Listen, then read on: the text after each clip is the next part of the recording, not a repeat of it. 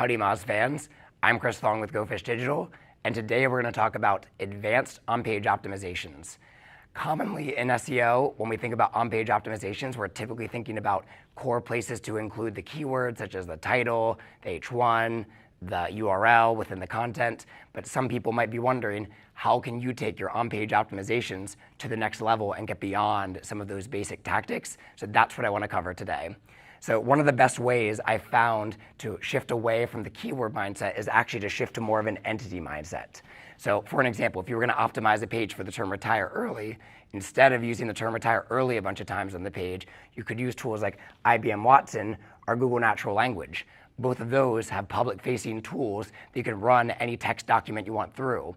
And if you ran it from a result like Investopedia, you might see that retire early comes up with strategy or entities such as Vicki Robin and Joe Dominguez, two of the top authors about retire early.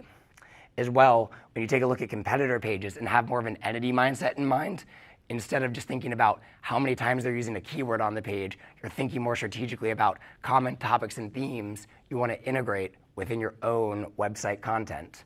Another great way to take your on-page optimizations to the next level is this concept of EAT, expertise, authoritativeness, and trustworthiness. One of the best ways to improve the expertise of your site content is just to simply look at your author biographies. A lot of sites still get this wrong.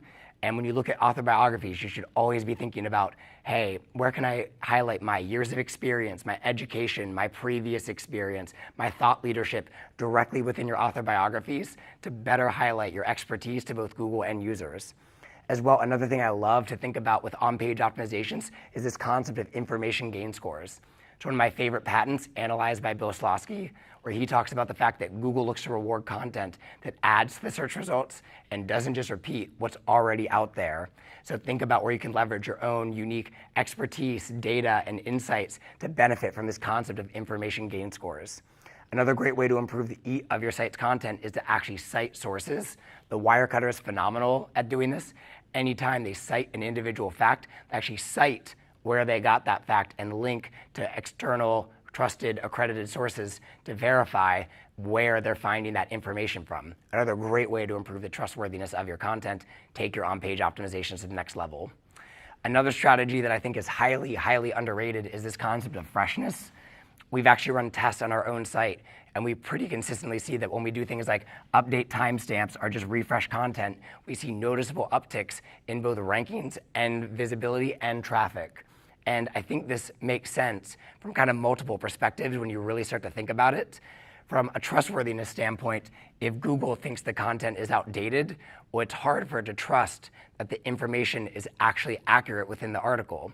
As well, from a competitive standpoint, it's very hard for Google to compete in terms of real-time results. That's why users might go to platforms like Twitter instead of Google. However, in recent years, Google is making a push toward include live blog posting type URLs in top stories. I think they're trying to incentivize publishers to update their content in real time to set the expectation that users can get real-time information on Google instead of just Twitter. Another great way of thinking about your on-page optimizations is this concept of historical competitor changes. Oftentimes when we think about our on-page optimizations, we're only thinking about what competitors are doing in the given moment, but we're not telling the story of how they've changed their on-page optimizations in order to get to that point. So you can do this type of analysis for really competitive queries. What I like to do is find a strong competitor that's actually improved in the rankings in recent years, and then take that page and actually run it back through the Wayback Machine and see which on-page changes have they made over time? What content are they adding? What are they removing? And what are they keeping the same? And that can help you better isolate what the most prominent on-page changes competitors have made have been. Another great strategy to use is use a text if compare tool. You can actually take an old version of text and then compare that against the current version of text, run that through a tool, and the tool will actually highlight all of the changes competitors are making. That makes it very easy for you to find what on-page strategies your competitors are utilizing. The final aspect of advanced on-page optimizations I want to talk about is this concept of keyword segmentation. We segment our traffic data in Google Analytics all the time, but we don't segment our keyword data in the same way.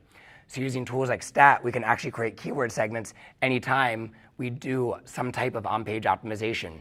If we update entities, if we update freshness, if we update eat, we can create keyword segments in all of those different instances. And then over time, we can compare the segments against each other and measure what the most important ones have been. That will actually give you better data about what type of on-page optimizations work best for your specific sites.